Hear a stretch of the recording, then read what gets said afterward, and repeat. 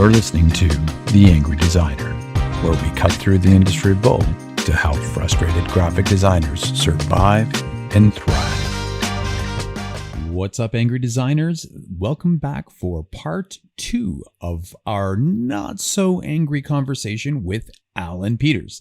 It's kind of hard to get angry, when you're talking to someone like this, because his stories they're everywhere and they're so cool. In this second half, we're going to be talking about design. We're going to be talking about his work experience, bad customers, good customers, business versus passion projects, and if you really want to have your socks knocked off, yeah, I actually said that. I don't know why. But we've included a side story at the end of this after our sign off, and it will blow you away. It's not so much about design, but it's about such a huge, monumentous part in this dude's life that, it's worth a listen, and you'll be beside yourselves like we were. Anyway, sit back, grab yourself a drink. If you're driving, let's hope it's a coffee or a water or something like that, and enjoy part 2 of our awesome conversation with Allan Peters. It's a good day. Do you start backwards? Like, do you start with negative space and then move forward? Like, I start with I come up with a list of brand nouns, like what could this logo be? I have my clients, everybody's going to be a decision maker when that can happen. Big brands, usually the CEO person or whatever, they don't see it until it's all finished. And then they're like, they always have some issue. But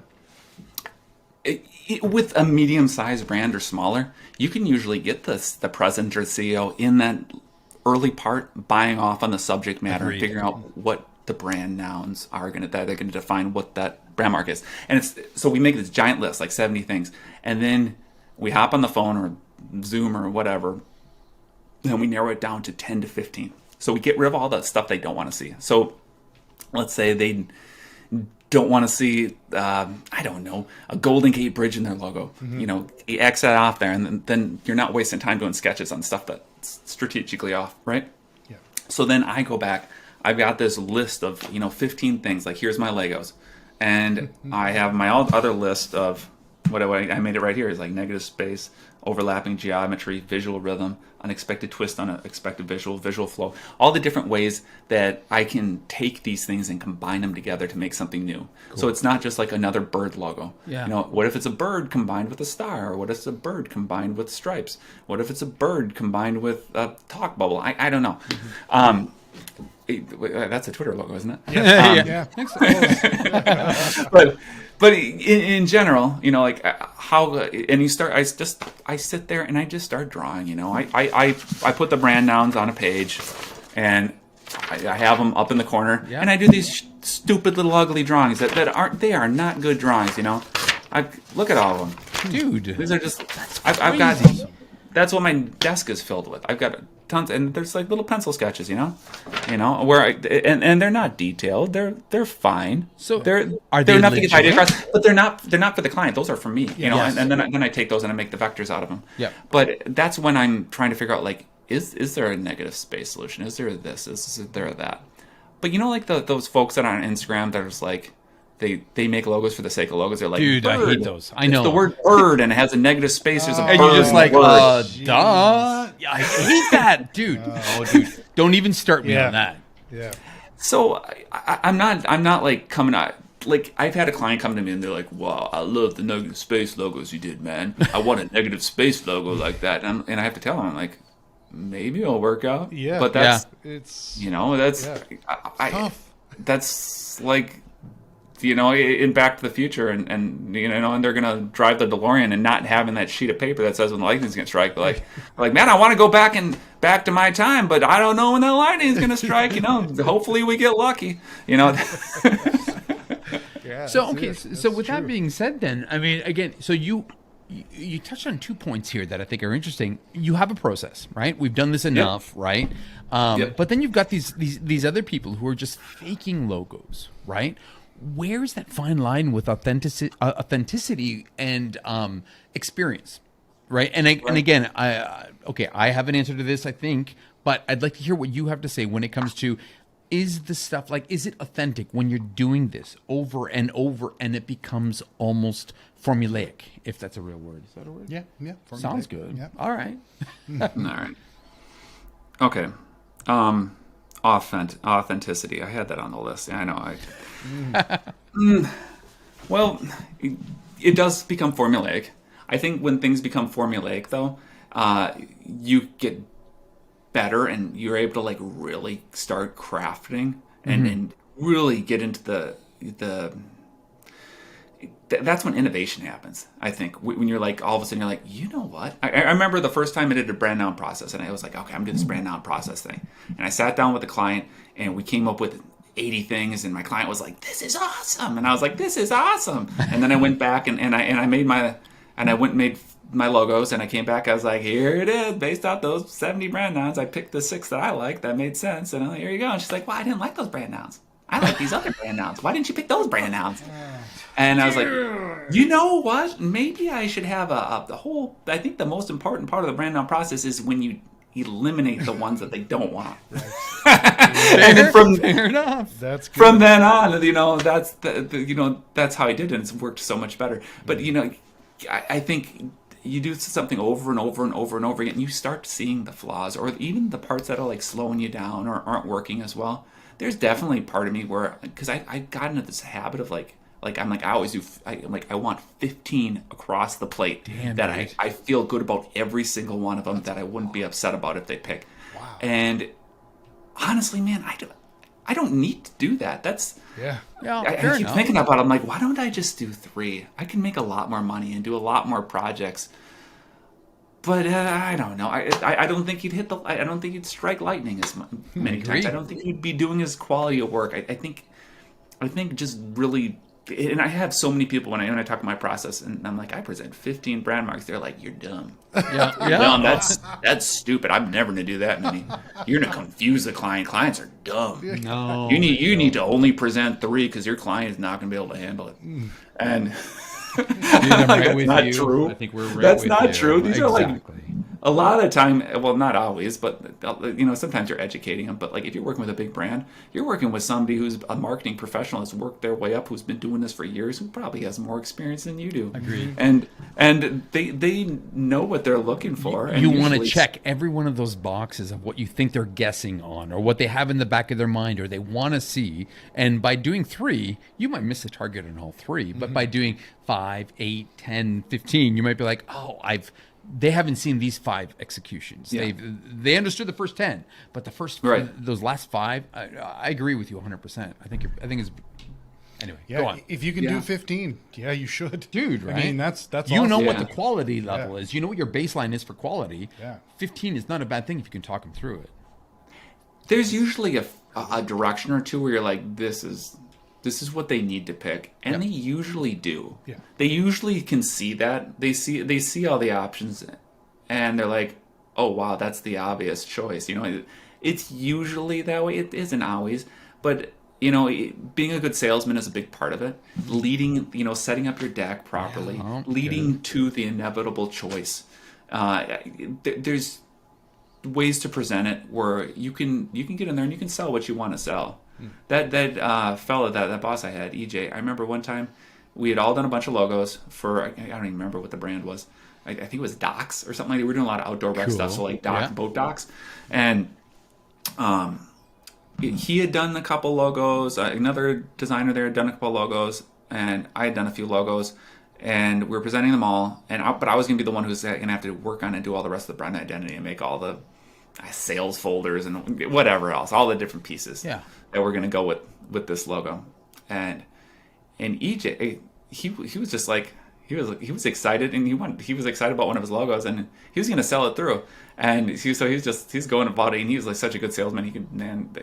He could have sold a hexagon through, and there was just like nothing to it. It was just a black hexagon. He could have sold that, man. And so he's selling the heck out of his logo, and and we were on the phone, so the client couldn't see us. It wasn't like Zoom or anything like that back in the day. But I remember he looked at me, and he was just like. And I was like, Yeah. I was like, no. Like, I didn't want to work on them with that logo for the next 6 months. And he's thinking dollar signs, and you're like, God, no. Not impact. He's kind of like, and I point to the logo I want. Completely turned the client and sold the logo I wanted him to sell, and he had already had them sold. They were eating out of his hand. Like we could have like hung up the phone and we'd be done. Yeah. And then he turned it around. He's like, but the one you really want is this one. Jedi mind tricked him completely, and Brutal. and he was so good. He was so good. But being a good salesman is a big part of selling good work. Because the soft skills are super important. You can make great logos, but if you're not good at selling them, you're gonna get you might make a lot of great stuff, but it never is gonna get produced. Yeah. One of his big things was, you have to own that presentation. Like, it's not just a matter of doing the work, but you've got to present it and do, I don't want to say jazz hands because that kind of sounds salesy, but it is all in the presentation, the execution. And I think a lot of times people, they take the easy way out. They will email logos out to people, or they will just like, here you go, let me know what you think. Actually, let me get out of here because I don't want to present too much. But the reality is, you are absolutely right. It's like that Jedi mind trick where you need to learn how to make people pick the card that you want them to pick, right? Yeah. And not because you feel it's the best solution, because it looks the coolest, but you've thought this through. And I mean, there's no question, you've thought this through, the execution all the way to the end. Everybody should think this way. Yeah. Here's because when you say Jedi mind trick, that really makes every client who'd ever want to work with me probably think I'm a psychopath. that they're not going to work with me. Here's the truth of it. Okay, so I worked in-house. Yeah. And when I worked in-house, I learned that one of the most important things was that I was on the same team as the marketing people and the people I was selling the work to. Mm-hmm. And so if they're like, you should make this change, and I knew that revision was going to just completely sabotage everything, I would tell them that. I'd be like, I tried that, it doesn't work. Here's why. I can explain it to you, and then you walk them through it. And I would always try and lead them the right direction, or tell them that's probably not the best decision, or give them a call on the phone when they try to just email the revision that was bad. I would call them right up, be like, hey, it's Allan. And the great thing was, not being a vendor, because I worked at a lot of all the shops I worked at. I mean, if a client told them to do something, they'd be like, yeah, because they want to get the paycheck. They're worried about, they don't want to piss off the client. Mm-hmm. But I learned when I was working in-house that if you were honest and you're guiding a client and you tell them, that's not the best decision, they're going to respect you more, because they know that the end goal is the same end goal that they want. They want to sell that product, or they want to, make that brand, get out there and do well. They want success for the brand. In the end, it's not about me having some award-winning logo, or me being like, they picked my favorite one, that's the coolest, or my client being like, I got the upper hand there, got my fingerprint on that bad boy. It's not about that. It's what's important in the end is that they're hitting their goals, their sales goals and stuff like that, and that this product is being successful. And if they see I am willing to lay it down and not piss them off, not be a jerk or anything like that, do it in a respectful way, but I'm willing to tell them, that you're steering the car into a ditch right now. Yep. Let's get back on the road and let's stay focused. You're being their guide, and that's important. And there's also the perspective where you can be like, well, a logo is like a runway model, that they shouldn't have to stop on the runway and explain their outfit. Well, it's not like that, especially if you're presenting 15 marks like me. You really need to guide them through the process. If I try and just send over a deck with 15 marks, not only they're going to be confused, they're not going to pick the one I want to pick. I know. Ever. Dude, are you actually standing in front? Okay, so I know my process, and I've got a wonky process, where I flash them on screen, I don't say a word, I take them off, and then I let them think about it for 3-5 seconds, and then I'm like, okay, what do you remember about? I've got a weird process. That's cool. What is your presentation process in this sense? Because with 15, I'd be me personally, I talk too much. I'd be there for 3 hours. Right. What do you do? So for that first meeting, that first brand mark meeting, I start with I show the 15 brand nouns that they picked. Yeah. I review them. I talk through every single one of them. I'm like, these are the ones you picked. This is a subject matter that you wanted to see. I've addressed these 10 of them. These other 5 just, I tried some sketches, but they just didn't work out. Yeah. I explained that. I'm just like, what you're going to see here is you're going to see 15 marks. I'm going to show you black on white, white on black. I'm not going to show you color because I don't want it to influence your decision. Yep, here. Perfect. I want to walk through each one, and I'm going to have the brand nouns that I used specifically on each one. So if you have to send this PDF off to somebody, they can understand the subject matter really easily at a glance. That's and then at the end, I will have a slide with all 15, white on black, another one with black on white, and we can discuss then. But for now, let's just let me walk through it, and then we'll have a discussion at the end. And then when I get to the end, and I've walked through all 15, and then I have that slide up with all 15 of them at once, and they're like, "Wow, that's a lot of really nice marks." Usually, the eyes light up a little bit. I ask them, I'm like, "You do not need to make a decision right now. I wouldn't even advise that. You should probably sleep on it. You should probably talk to, other people. But if you had to go with your gut right now, what are the best 3 marks? Right. Let's figure it out." And I try and make some decisions right off the bat. Yep. Or if there's a room of when I'm presenting to a city and I have the fire chief and the police chief and the mayor and all these people in the room, and it's 9 people, I say, I want each of you to write down the 3 that you would pick. And then once everybody's written it down so they aren't influenced by the mayor or whatever, let's go around the room and talk about the ones we like and why. And I tally them up, and then at the end I'm like, if you had to pick now, this is the one that stands out, or these 2. Dude, I mean, again, brilliant. So we follow a very similar format in the sense that our song and dance prior to that is a little tiny different. But ultimately, we're like, listen, you need to focus on your initial gut reaction. You know what the project was about. You know what the target is, what resonated with what we said, right? And then we discuss, we tell them not to overthink it because, God, dude, people overthink everything. So it's human nature to overthink things to death. By the time they analyze it to death, you end up with a logo that, dude, I don't even want to talk about some of the stuff. Like the original Apple logo. That's what you end up with when people talk it to death. Are you talking about the hand-drawn one or the rainbow one? No, the hand-drawn, hand-drawn one. Underneath the apple with Isaac Newton. That's what you end up with if people talk it through and they overthink it. Because they want to include everything. It's a disaster. That's amazing. Yeah. It's funny, too, though. I just did a logo project for a church named Landmark. Yeah. And they were doing a name change. They switched to Landmark from another name, and it's a long story, and it's really sad, actually. Why? That doesn't matter. Anyhow, I did this whole process, and I presented the brand marks, yada yada. There were a whole room full of all the elders and everything like that, and we tallied them up, and they had the ones they liked.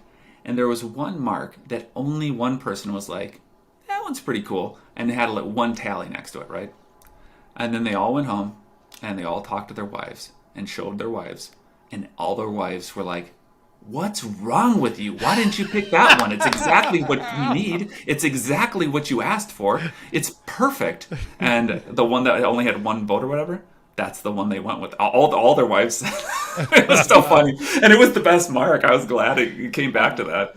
Is that the one with better than the ones Is that the one with the boxes and the cross in the... it's like a city on a hill, so it looks like it's kind of like a negative space hill with these, skyscrapers coming up and there's negative space cross. Very nice. It's like a nice simple mark. It's great. I like it. So let me ask you something then. So when designing, obviously you've designed for big business, and you've designed a lot of really personal, really passion, really faith, driven differences. Are there any?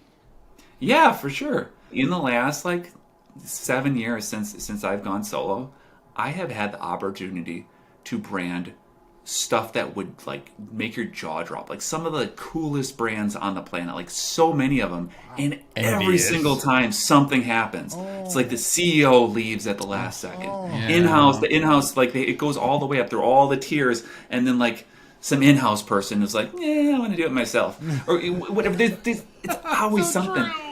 And none of it ever happens. It drives me crazy. It's like any one of them would you know my work and stuff like that. Yeah. But it would be like like Brand New would post about it, and it would be like all people talk about for a week if any of these brands, if anybody redesign them, because they're just like big ones, you know. Yep. And that happens. I can't mention any of the names. I have all NDAs on all of them, but it's happened to me like 9 times, maybe. Yeah. It's crazy. And every time I get my hopes up, I'm like, oh, Maria, this is it. This is it. We're taking off, dude. Like, this is going to be it for our company. I'm so excited. And she's like, relax, Allan. Never works out. And it never does. It never does. But so those projects, the great thing about them is they pay super well, right? Yeah. And you're getting paid for the process, and I make some great work, and I have a lot of fun making the work. And it's a great process, and one of these days, one of them will go through, and that'll be great.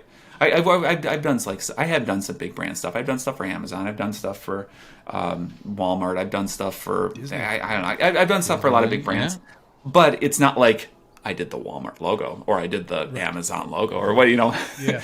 But I've had a lot of opportunities and like that, and so that's freaking heart wrenching every time that happens. Although I'm getting used to it. But the great thing is if you keep the balance of, I guess for me, where I have different things coming in. If I did all those type of projects and nothing ever got produced and I had nothing to show for like all my time I've invested, you know, I'd be feeding the kids. We'd be living well. I'd probably be making more money than I make. You know, some big brands are going to pay a lot better than a church, right? But that said, you know, having the balance of some mid-sized brands, some small ones, you know, not only with those you have a little more control. You're able to actually sit down and talk to the CEO or the president, and you're able you to mean in really the churches figure out what's in their versus head. the large companies? Yeah. Because that's not going to happen if you're. I can't name any of the brands. It's driving me crazy. The Walmart, Target, whoever, big companies. Yeah. Whatever. But it's not those. It's not those. Okay. But I guess what I'm trying to say is having that mix of the small ones and the big ones and the medium ones, it makes sure that like I'm always kicking out work, because right now within this world of social media and running agencies, it's not the same as the old RFP days, and maybe it is for like big ad agencies and stuff like that, but for little guys like me, man, my work, most of my stuff's coming. I get asked to do RFPs every so often. I'm like, that's going to take me forever, and it's just me. So I might kill 2 weeks and get paid nothing. That's not worth it. Yeah. Agreed. And most of my work is just like, hey, this person told me about your work, you know, let's go. Or I found your work on Instagram. Let's go. Let's make this thing. I need a logo, and I like yours the best. I researched a bunch of people, and you make cool badges, and I like cool badges. You know, whatever the story is. But the nice thing is the smaller brands or the medium-sized brands do trust me more, and I do get to talk to a greater, like, higher decision-making level, and I get to make some really cool work. And I think you need to balance that. At least for me, I like producing work, not just you know, spinning my wheels. Let me just go here. Okay. Let's talk about bad customers and bad experiences, because God knows we all have them, and everybody, when they're in that space, they feel like they're the only one and they're doing something wrong. And have you ever had this kind of experience? Bad customers, bad experiences? You got anything to share? Yeah. So I'm not going to get into any specific, like I could. I've had 3 really bad experiences over the past 7-8 years of running my company, and I work with a lot of clients, and so I'm working with, I mean, this is like a, I don't know, 2%, 3% of the people of everything you've done. It's really important to me. That's pretty good. When I'm done at the end of the day, that my client's happy, that they have a smile on their face, that they look at it as like a friendship. You know, that I think the relationship is very important. Agreed. 100%. And it's not just about making a great piece, right? You know, I want that relationship to be strong. But I've had certain people where it's like, I had one client where they just they got harder and harder to talk to, and then they like had gone behind my back and hired another designer, and then made some other logo with like after I'd worked with them and like done rounds and stuff like that, and then refused to pay like the final payment on it, like even though like the contract said they had to. Dude, when That was brutal. At what point? At what, like early on freelancing? After when? No, it was like last year. What? Last year. What? I had a client where they were just like wanted to fight every single time, and I was just like, I always smile on my face, like, just trying to walk him through it and like lead him, like, we talked about like, like sometimes the client wants to drive the car like off the road into a ditch. Yeah. I felt like I was on the steering wheel, like, pulling so hard the whole time for months, just trying to keep it on the road, and it was so challenging. And then you know who they got? And then I had got somebody fresh out of high school who just like shut up and just do whatever they wanted to do and be like, yeah, I was right from the start. Look at this. Yeah. And I had one where it's like I had just done amazing work, put together like this giant brand like logo family, not just like, oh, here's the brand mark, here's the horizontal, like a whole family of brands that need to live together, that beautiful systems, options. Worked on it for 3 months and like made beautiful work and beautiful options, like hundreds and hundreds of marks for them to look through, and like systems all organized, right? And I remember showing to one of my buddies, my buddy Nick, and he's like, man, this is like some of the best work you've ever done. This is so good. Oh my God. And I presented to the client, and he's just like straight faced. Apparently they had just gone through like some hard stuff at home or something like that, and he was just like pissed. And then after they like called me up, and he was just like, he wanted to talk with me, and then like I think he was like almost in tears, and he was just like, I hate everything you made. And it's just like, it's just so brutal hearing that. You're just like 3 months of work, and they're just like, I don't even want to pay for it. Like, this is just trash. I'm so sad. Like, dude, like, damn. Holy cow. I don't even know what to say about that. I've had these moments like that, and that's it's rare. Like I said, that's like 1-2% of the time. But we go through this stuff, like as designers, and you can't, when things are subjective, you can't control everything, and all you can do is the best work that you can do. Absolutely. And usually, one of the things you guys had said is like, what did you learn from it, or like what like how can you avoid this in the future? Like what can come of this, right? And I think one thing is like I've gotten better over the years of feeling out like when I have those initial calls. Interesting. When I the feel onboarding like sometimes calls. you can tell you're like, this person's crazy. I'm not going to work with this person. Or Yeah. They're like, oh, I already have the idea. It's right here. There's like all these red flags, like things you're supposed to look for. I have found that the more a client will negotiate and try and nickel and dime you up front about the overall payment, the worse they'll be to work with. Wow. The less you do the work for, the cheaper it becomes, the more of a nightmare it will be. If they like force you into doing it for very little, they are going to be. It usually means it's coming out of their pocket. It's really personal to them. It's not a company you're hiring. You're being hired by a person, and then they take it so personal, and it's such a nightmare. It's like deep pockets but short arms, and they're like a freaking Tyrannosaurus Rex. I can't reach down there. Yeah. So I guess the advice is, when at all possible, even though you're trying to have personal relationships, try and work with companies that are spending their marketing budget versus people that are spending like out of pocket for their startup and that they have their no own idea what personal. You're going to work as the logo designer. I'm going to work with a lot of startups. I'm going to work with a lot of people with their paying out of pocket, and that's going to happen. But you just, those people specifically, you really got to feel them out about how they're going to be. How they negotiate about like the overall price, what they're like to talk to. Try and get to know them a little bit, and feel them out beforehand before you end up in like a 2 or 3 month relationship. That's really hard. That's so true. Wow. Caesar doesn't just happen to us. Yeah. It happens to people like him. Yeah. That's sad, but okay, wait, that was number 2. Is there a third one there? A third thing that I learned from them? Yeah. I don't know. I guess something that I've learned in my career is to try and take all feedback and don't look at it as like that they're trying to ruin it. Like look for the true meat of what's there and use it as an opportunity to make the work better.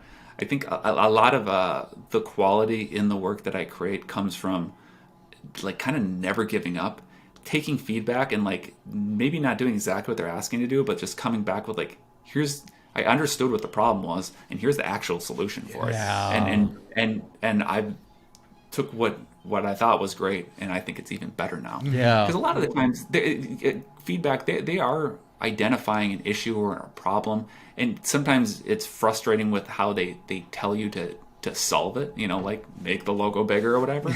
But usually there's, if that means that it is a little bit off-branded and there is a way to add more brand identity DNA into the thing, like you're going to end up with a stronger piece in the end. So I guess, when you are getting negative feedback and it is hard and you're like really frustrated, don't like write back right away and just sleep on it, think about the problem, think about how you can make it better, and look at it as like, hey, I got an opportunity to take this even up at like another level. Like how can I make this it's so darn good that it's bulletproof, that even the hater out there can't find anything to complain about. Yeah. When customers do give that kind of feedback, do you feel like you're navigating that feedback just for your own personal ego's sake, or for the best job moving forward, or a little bit of both? I think my job is to make the best end product. And so it's really important for me to do that for my clients, even if they're trying to drive the car off the road. And because I want it to be successful. But in terms of like, especially my ego or anything, you gotta remember, man, I got 4 kids. I've been pooped on so many times. I've had just like, I've been like knee deep in like some messed up situations with those boys. Let me tell you, you should see my grocery bills. Wait till they're all teenagers, man. I'm gonna have to like get a second job. I'm gonna be like working at Walmart. I'm gonna be like the cashier on top of. It's so true. It's so true, but it's so expensive, man. No, agreed. Right. Okay, so here's another question in line with this. On the flip side, okay, you have worked with both small studios and you've worked with big companies. Okay, and granted, BBDO, you're just probably a small cog in a giant, endless sea of cogs. But small studios versus a Target-ish or something that, a little larger. Which do you feel you got the most experience from, value from, you preferred, if you had to recommend to somebody? Okay, so I'll answer this the same way when people are like, "How did you go solo? How did you start on your own? Like,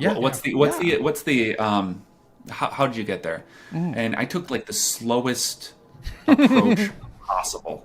Seems like you tried everything, man. That's why your bicycle logo was so good. Well, I wanted to, I wanted to have a substantial portfolio of big client work that would help me get more work. Yep. I wanted to also build up a freelance clientele, like that I knew I'd get continual work. So I'm not gonna I have a family and stuff. I can't just be like, well. Hopefully it works out. I'm starting my own thing. I very much was like, okay, I've got the portfolio set up how I want it.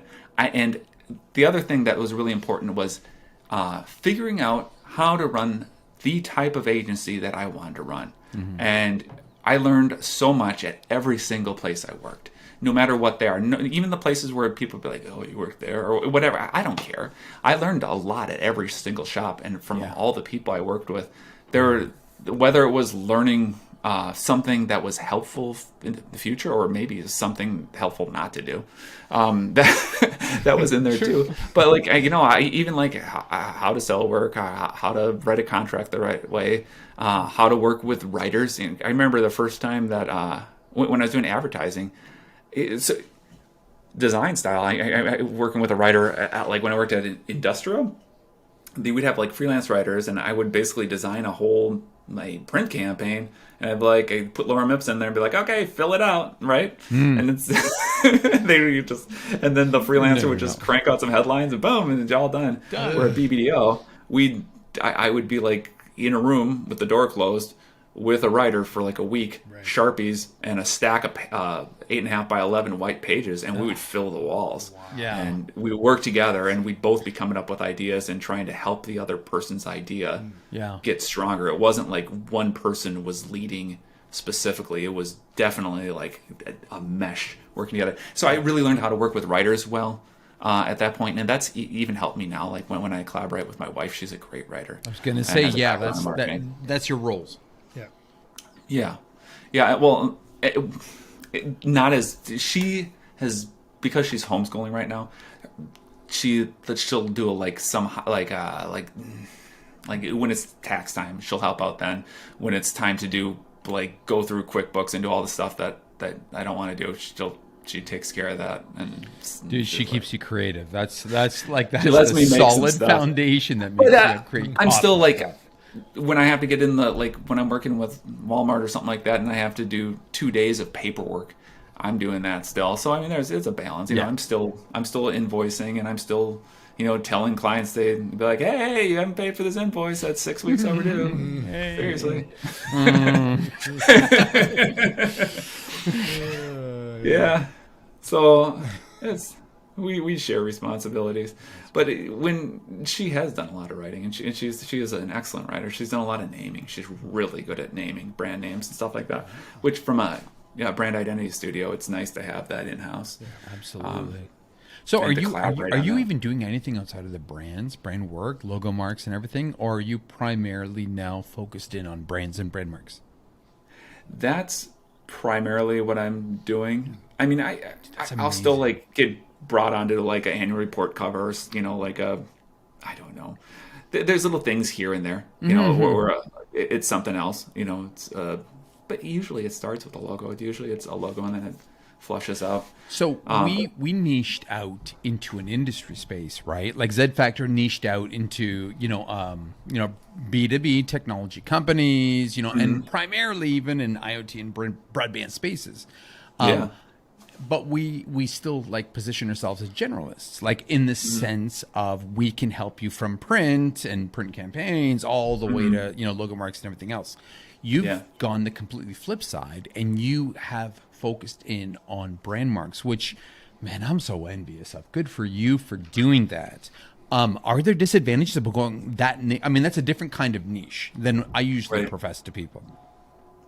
Well, I did a lot more of that when I'd work at places. Obviously I did print and commercials and stuff like that when I worked in advertising. When I worked at agencies, I would do a mix of stuff. Usually, if it wasn't brand identity focused at a little brand shop like that, it was something. It was like catalogs and stuff like that. I did a bunch of boat catalogs and trailer catalogs and stuff like that. To me, that sounds ATV exciting. But trailers. anyway, hey, whatever. Yeah. And then at Target, it was so much in store. I did a lot of in store stuff and event branding, and I didn't do a ton of logos. I did a few key ones when I worked at Target. I worked on the Cartwheel logo and the Threshold logo, which they just redid like this week. Yeah, a new one up. Yeah, because it wasn't a logo to last. They just didn't know what they were thinking. Okay, don't worry about it. New CMO, new direction. That's all. Yeah. I don't know, man. It's worked well for you. I've done a mix of stuff, and a lot of people know that I can do a huge mix of stuff. But because I think it's because I'm so focused, and this is what I do, and this is what I share. Yeah. It's people think of logos. They're like, oh, what about that one guy? That guy who does all the logos. It's easy. Just like when you're like, oh, I need a lettering artist. Immediately your head goes, like, Of course. Simon Walker, Jessica Hish. It's like you have your like 3 or 4 people that they like immediately pop into your head, and friends of type and stuff like that. But you're like, they're probably way too expensive. You're like, who are some kids doing it, right? Or whatever. But sometimes you have those budgets and things like that. Specializing and niching, it makes it so you do come top of mind. Because if you are a jack of all trades and you're like, hey man, I do everything, you're not going to get hired for anything. Right. And that's what I tried to do from the beginning. Be like, oh, I can do it all. I can do I can do the ad, I can do the commercial, I can do the website, I can do the this, I can do the that, I can do all your things, right? And because of that, I thought the work was kind of watered down, and I wasn't that great at any specific thing. And over the years, I got better at different things, but I just really like making logos. So, dude, it shows. Yeah, it shows. totally. Never mind. Totally. You own that shit. Yeah, you do. Okay, so Yeah. with that being said, here's some scary Yeah. questions. Okay. Yeah. So what's the future look like for not only you, but design in general? There's some pretty scary stuff out there. I'm sure a lot of people are and again, we've embraced a lot of the stuff that's out there, but I mean, it's going past what we are seeing right now in the space. Right. You know what I'm talking about. Yeah. I think in general, designers, other than like when computers showed up and changed things from like doing things by hand to by computers, even when that happened, the overall craft of what we do really didn't change. Overall, slowly aesthetic shift over time and as trends change. Yeah. But usually you can see the trends and you can adapt when you need to. But and there's certain things that are a little bit more timeless. The nice thing about brand identity and logo work specifically is a logo that was really good, in the 1960s is like the CBSI. They're still using that. It's yeah, awesome. they are, man. It's Yes, good. they The are. Target Bullseye, when was that was done? Like it was like 70s or 60s. Yeah. Brilliant. When it got, and it's there's gonna be no reason to ever update that. Yeah. I think they updated the type a couple of years ago, but they didn't need to update the bullseye because it's Perfect. perfect. Yeah. You have the 2 with circle and then a 1 with negative space and a 1 with ring, and it's like the math is perfect. It's simple. It's easy to use. Beautiful.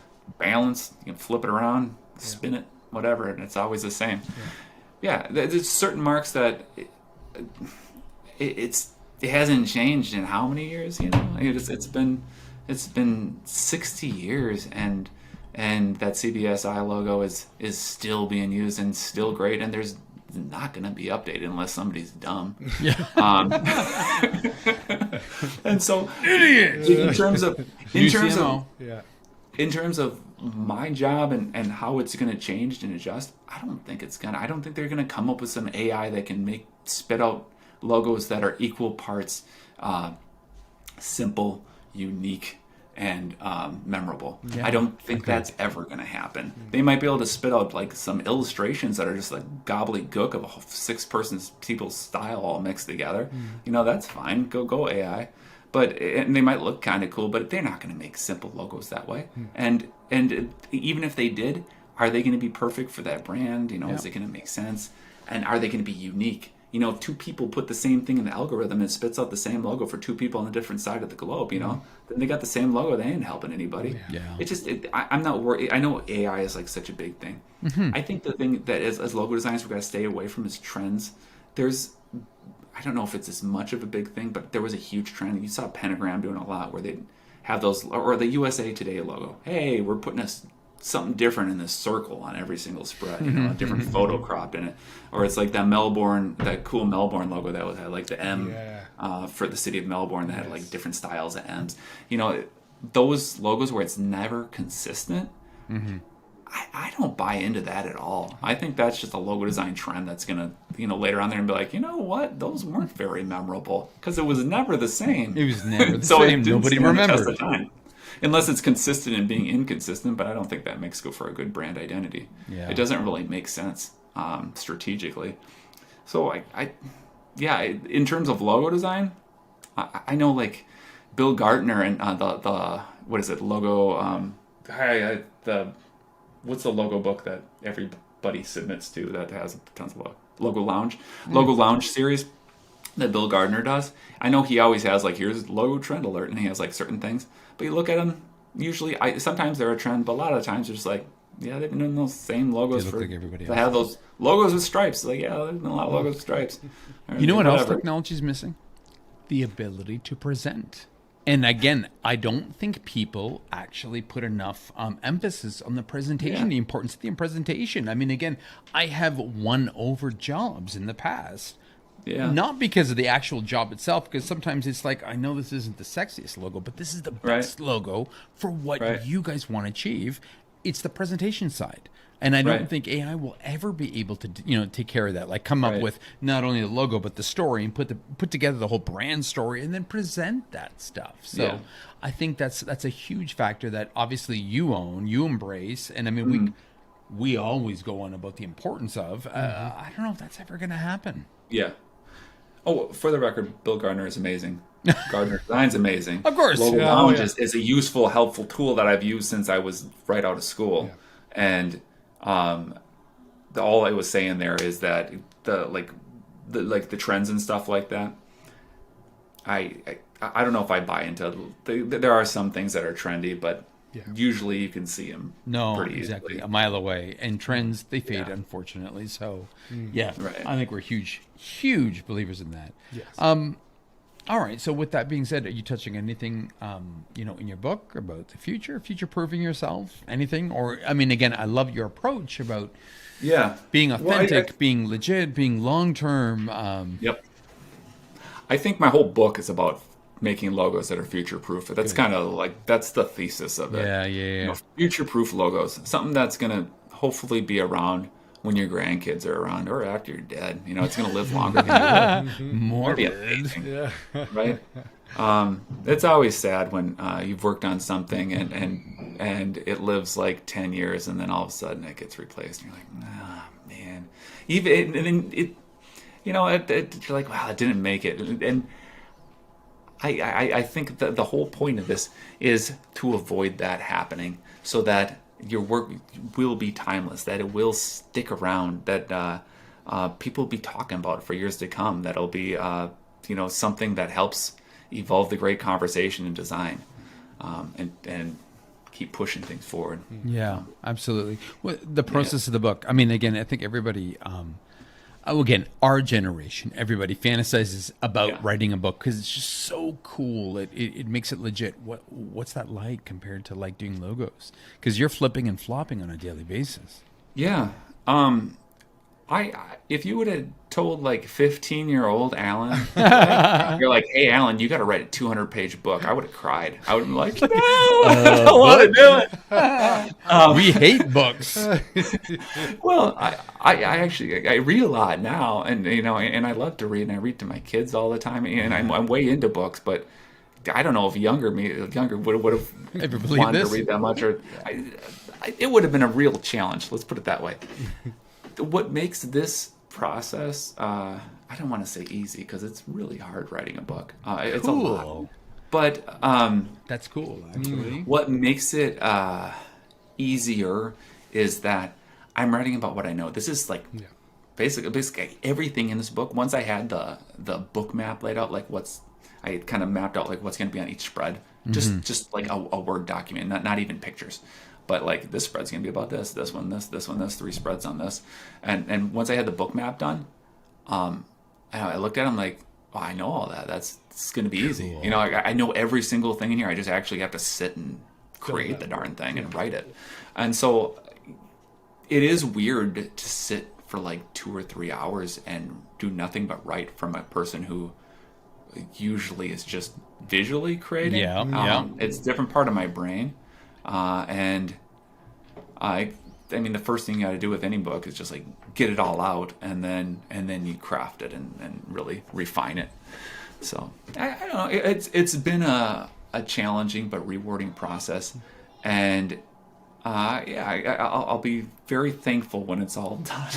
and it's not that it's going to be bad or anything. It's just that it's been a lot on top of running a company and raising 4 boys. And because I'm gonna be wrapping it up near the end of April, right when summer's starting to really kick in Minnesota, and it's gonna be warm and the snow will be finally gone. Like this summer is gonna be like I am fantasizing about like riding my bike and getting out there, going on hikes and stuff with my family. Man, I'm just like so excited. Yeah, it's awesome, dude. All right, you know what? It is like almost approaching crazy ass time. I've taken way too much. I can hear your kids in the background. Yeah, but we are gonna finish in our traditional style. Yes. All right. Because again, I honestly, we might talk again in the future because I feel like I can keep talking to you forever, which is probably, and maybe this should happen off camera instead, just because again, it's just so real right now. But again, to be respectful of your time and everybody else's, Yes. we're going to finish this in our, we have a 120-second, 2-minute speed round of questions. Do you have music that goes in the back? You see that? You we see should- that? we Wait, should. look at that. I got all these questions. Now, are you nervous? Oh, you look flipped at the this light guy. on. Okay, wait. Flip the light Put the on. timer on. He Put the means timer on. business. We're going to ask you a whole bunch of questions. And you got to answer honestly. Okay? All right. And Ready. and again, some of them are high level, some of them are pretty hard. I don't know. But again, see what you can do in 2 minutes. Okay. Are you ready, Allan? Let's go. All right, ready? Here we go. And 3, 2, 1. Start. All right. Mac or PC?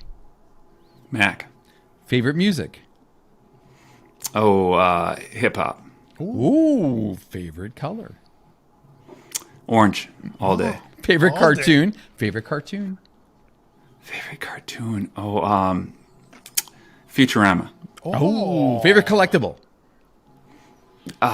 Video games. Okay, cool. Favorite superhero?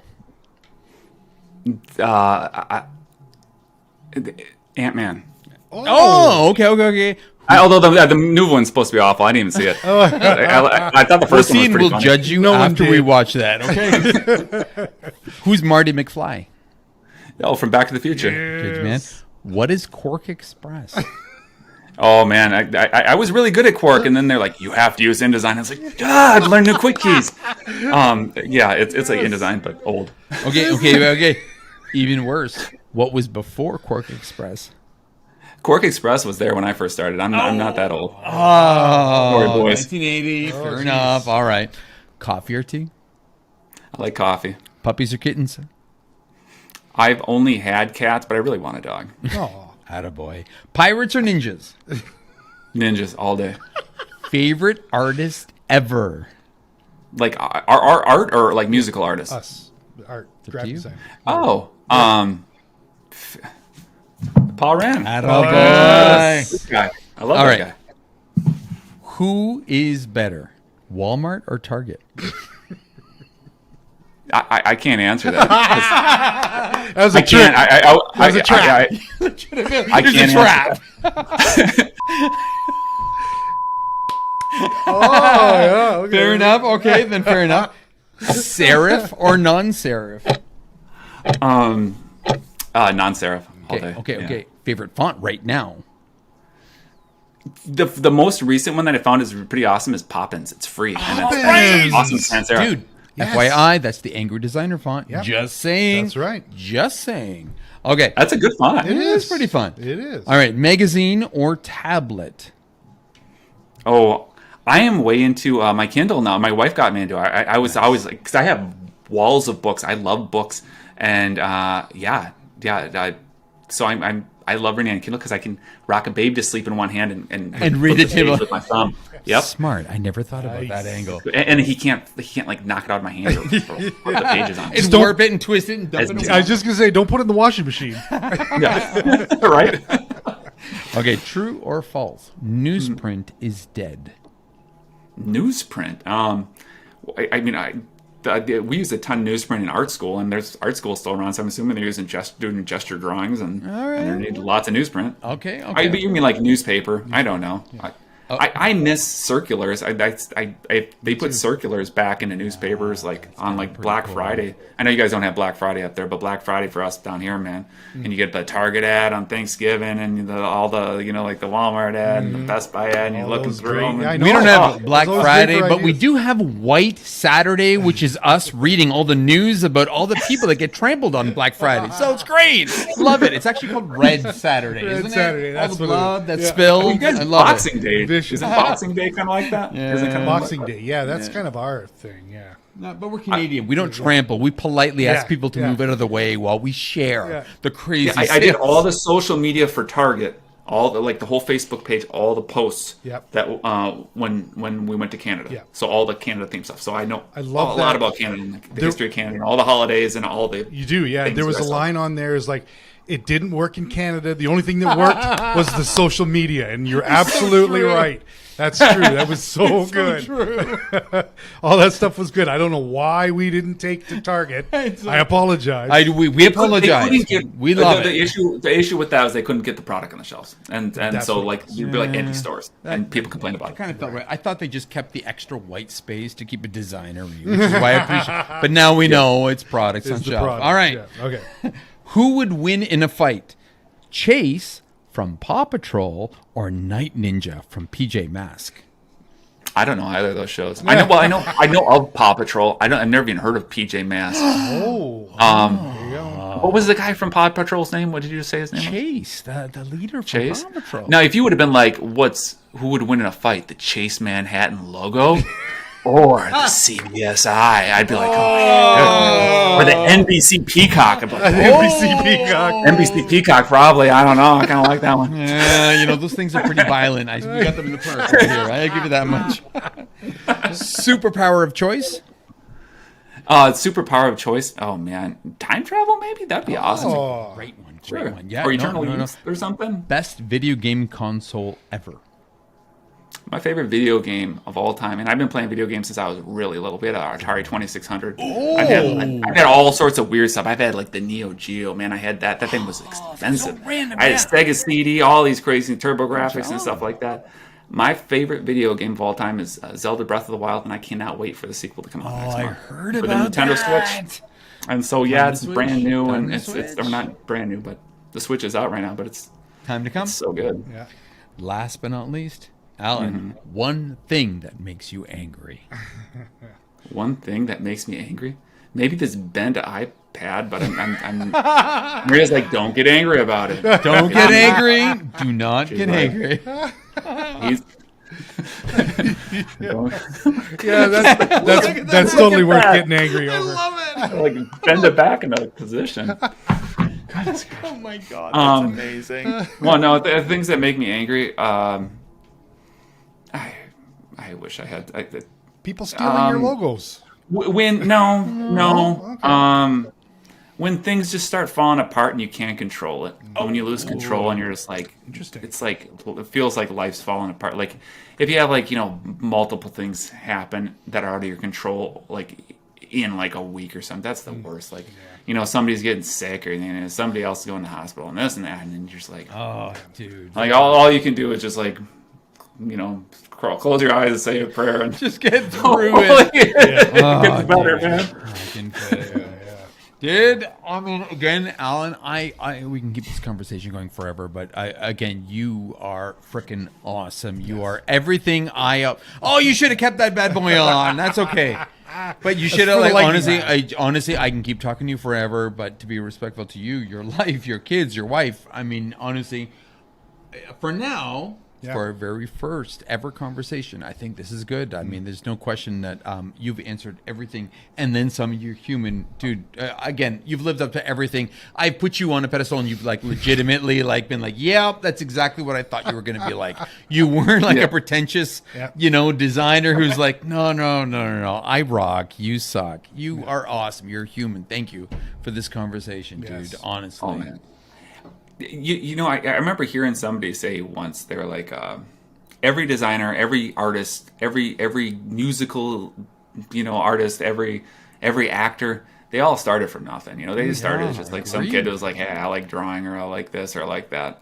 And for me, it started with I just like to draw a lot, and I wanted to do. I remember in high school, filling out one of those things where you figure out what you're gonna do for a living. You fill out a questionnaire, and I'm like, I just want to make art. And I remember just trying to answer every question in a way that would lead me to an answer that said something to do with art, because I did not want to sit in an office building, looking at Excel sheets for the rest of my life. Exactly. Or for that matter, gosh, I've done like roofing, I've done siding, all sorts of manual labor stuff, man. I've done some hard things that I don't ever want to do again. It just makes you love design more, doesn't it? Holy cow! Stop Right? doing that. That stuff. was one man. of the reasons why we said design is amazing. Yeah. It's like Yes, and to find something that I love.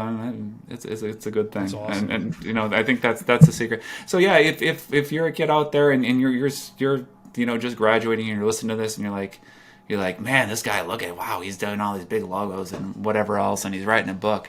Like, I'll never be able to accomplish that. That's not true. Yeah. You can do whatever you want to do. You just got to set your goals, go for it, and just try to perfect your craft and learn what you can from who you can learn it from, and just push really hard, I guess. Yeah. And put in the don't work. kill yourself in the process. Put in the work. Don't be scared to put in the work, honestly. Yeah. And honestly, I can't, not that, I hope this doesn't sound bad, but I can't wait for your book to come out. Yes. I was so happy. We were so happy. It was just like, dude, look who's coming up with the book. This is amazing. Honestly, I'm so happy for you. I'm so proud of you. And I can't wait for it to come out. I can't wait for it to arrive here at Z Factor. One of these days, I may have to get it signed, but that's another story. We'll talk about that after, okay? Come down Minnesota's by- not that somebody who far. does- We'll come down for a Find Vikings somebody game. who does like a lecture series up there, so I can come up there and talk. Yes, Dude, and then you gotta hang out. Then you gotta hang I'll out. bring you posters. I'll make it worth your while. Yes. All right. That works. All right. Well, thank you very much from everybody. Hey, thanks for having me on. Thanks for taking the time. 2 hours out of your day. That's a big. Especially when And you're for running you. and And you've for got you. family and stuff. I really appreciate it. Well, you're helping me sell a book, and I'm not helping you do a darn thing. No, don't say Other that. Don't than say making that. so you're not No, working on some no, you cool are. client projects and hanging out with your family. Dude, you rock. All right, with that being said, Yep. my name's Massimo. No, my name's Sean. Allan Peters. And Buy my stay, book. stay creative And stay angry. and buy his book. Buy that book. Thank you. Peace.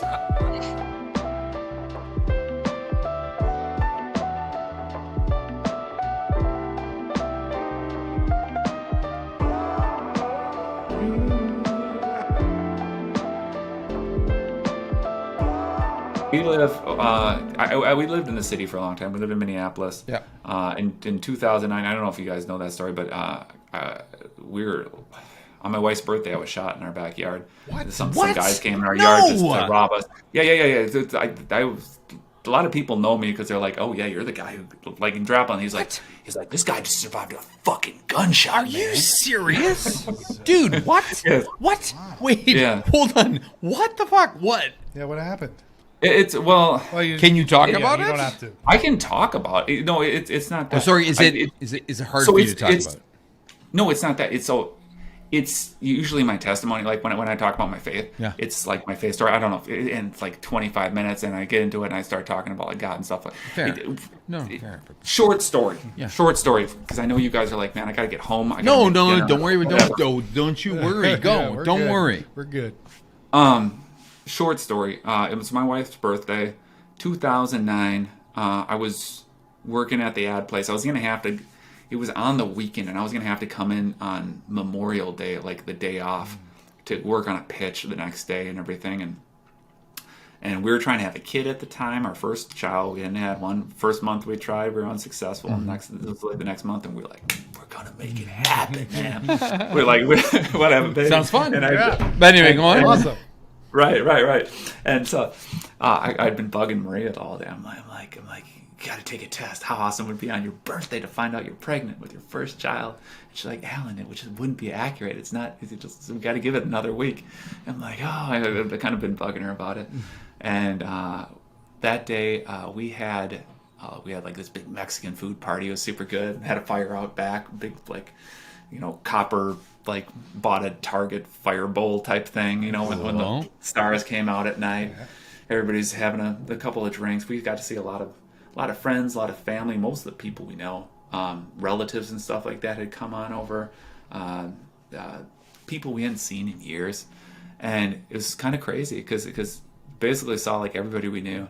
And then that night, when it was just another couple and Maria and I left, this couple of guys came into the back of the yard, and they were like stocking caps.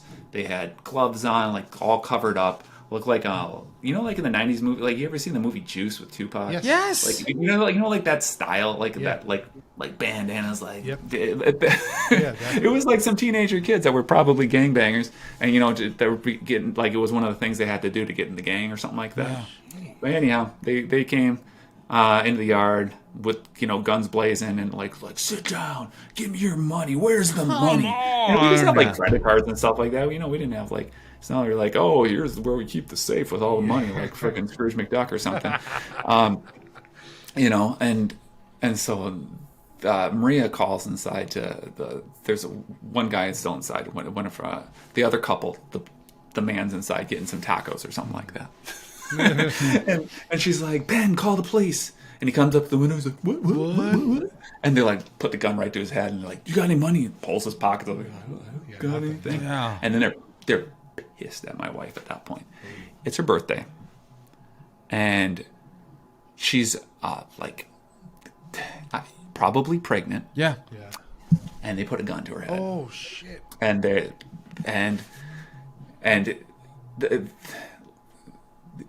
couple months before this, she got robbed out back of our apartment we had lived in. Actually, it's probably like 6 months before this. Okay. And I wasn't there, and I was on my way from work, and she had been on the phone with her mom, and she's like, Allan, and her mom called me and was like, Allan, you have to get there, something's going on.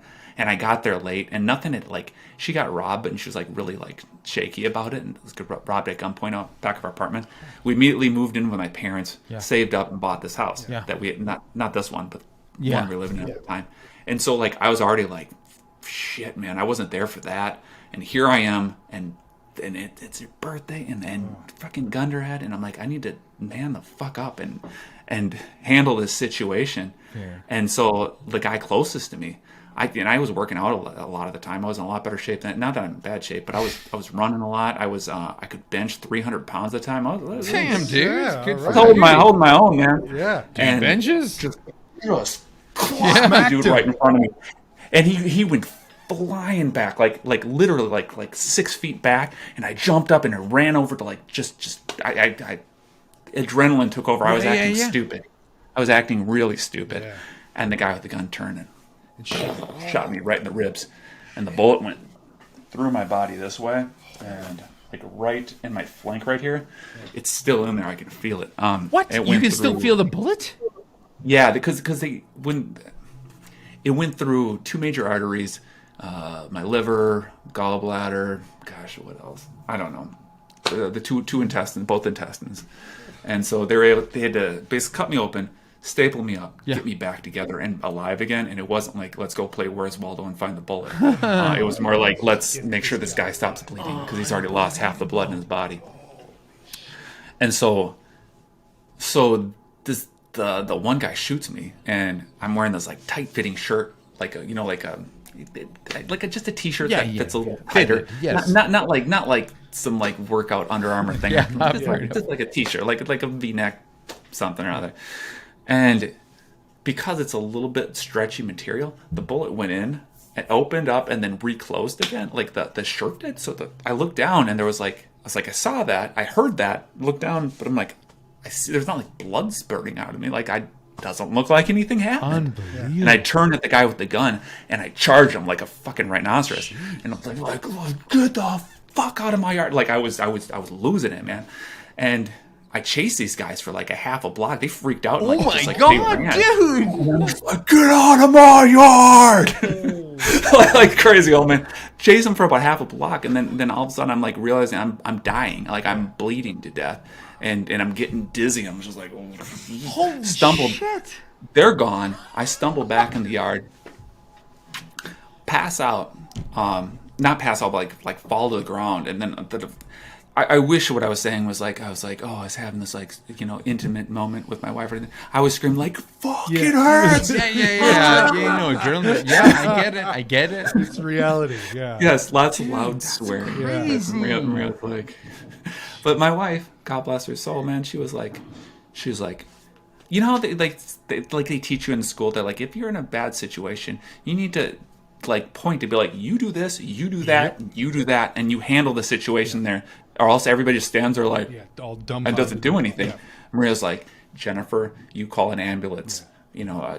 Ben, you go get some towels. I'm putting pressure on this wound, and she took care of it. And she got them there. They were there so fast, and I remember like when I was waiting for them to come, like after all the extreme swearing, like laying there, I love the extreme swearing. Yeah, the very least. Yeah, of course, yeah. Well, it hurts so bad, but like like like anything, like anything intense like that, you tend to build up not a tolerance, but Yeah. you're like it's like a consistent something, It's like a cat that gets a foot stuck in a box, and they're like, well, I just gotta live life with a foot stuck in a box. Like they don't think to like take their foot out of the box, and they just walk around with the foot in the box. I don't know. I guess that's a pretty bad example, but at that moment, I was like, I'm dead. Yeah. Like, this is it. I'm gone. I'm not coming back from this. Like, I felt like I was starting to drift off, and I'm like, this is the end. Yeah.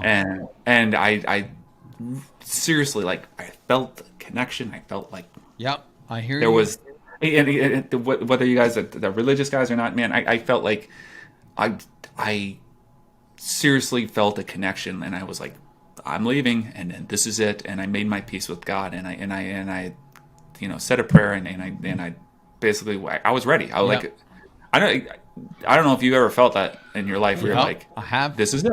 Yep. I'm gone. Yep. This is. I was at peace with dying. I've always been scared of it ever since I was. And who isn't being scared of dying? Like, a little bit, even as a kid. But I was like, all right, this is. I'm not going to be in this world anymore. And the ambulance came, and like, long story short, I mean, they took me in. There was a lot I could keep going and going. No, I can imagine. But I was opened up for 2 days while they stapled and sewed me back together. Oh, dude. And my family was freaking out, and people are on short fuses at the time. My dad, remember, my father was like to Maria, he was like, you're supposed to be taking care of him. You're not supposed to let this shit happen. And she's like crying, and like everybody's losing, crazy at that point. They're all melting and like having emotional bursts and everything like that, and then having a hard time. And I'm like all drugged out and like not even there for days. Jeez, yeah. How does so oddly, how did Aaron Draplin know about this? And how did I did a lot of public speaking afterwards, and part of my public speaking, I'd tell my story. I would talk about like all the, like, the hard work, like especially early on in my career, and especially working at an ad agency, and how hard that was. And the turning point in the talk was, I would like designers are not ready for that, and I would testify, and I would be like, listen, number one, why didn't they turn around and shoot me? Why didn't they already shot me once and tried to kill me? Why didn't they fire again? And the detectives never found a bullet, so that means the gun jammed. So there's that. The doctor told me that if it would have hit a rib, it would have splintered and exploded inside me, and it went between two ribs, and I'd be dead. If I hadn't been running, like 6 miles a couple days a week, that I would have bled to death because I lost half the blood in my body. Just like thing after thing after thing after thing. And then here's the thing: when I was in the hospital afterward, we took the test and found out we were pregnant with Matthew, which was pretty damn awesome. That was like the first thing we did, like once I was off drugs and stuff like that. So it was just like this special, really. It cemented. I felt like God's kept me here to be here for my family and be here to be a dad for my kids. And I try and look at it as a positive light, because my career, my life changed after that. And I did take the job at Target, and then I was able to start my own company after that. And I did have more kids, and my family's grown, and life was freaking rocky before that, and it got a lot better afterwards. But how does Aaron Draplin know? But so like in 2000, when I worked at Target, I got asked to do, especially after I did the first Target branding campaign, and that like was in CA, and there was one point where I always wanted to be in communication arts, and the first time I was in it, I was featured. I had one project in the ad annual and one project in the design annual in the same year, which I don't know anybody who's ever done. I was like, fuck yes. like it never, like, it was such a big deal for me. And my name got out there, and I got to I went to like Creative South. I spoke at like, over like 6 months, I spoke at like 10, 15 places. Enough so that like my boss was like, hey, Allan, when's the Allan Peters show gonna end? Can you like come back and focus? And even my wife was like, you gotta stop traveling. This is getting crazy. But one of the nice things about it was I every time I would talk about design, and there'd be a lot of designers there. Like, not a lot of designers are faith dudes, or Christian guys. In the South, maybe, but especially not in the North, not in northern United States, man. It's like crickets. And so, one of the things like they always talk about in church is like, testifying, sharing your story with people and stuff like that. So, and a lot of the times people might do that, but they do it like at church with a bunch of, it's like you're preaching to the choir. They always say like that term. Yeah, you're literally doing that. So it was my opportunity to like kind of surprise people a little bit and mention that. And every single time there'd be like multiple people that come up afterwards and be like, Allan, man, like that, or like they'd email me like a couple weeks later, be like, man, I started going to church again. Like that. Then I'm like, really? Like, that's awesome.